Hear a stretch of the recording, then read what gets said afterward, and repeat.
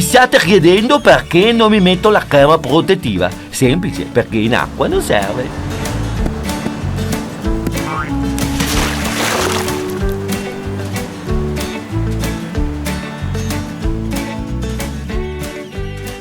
Io ho visto che non ti sei messo la crema.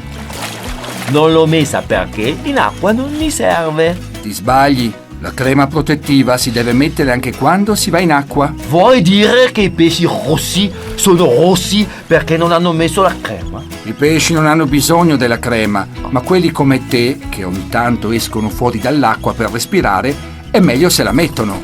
Ma io non voglio metterla perché mi dà fastidio. Se proprio non vuoi metterla, allora indossa questa maglietta speciale che ti può proteggere.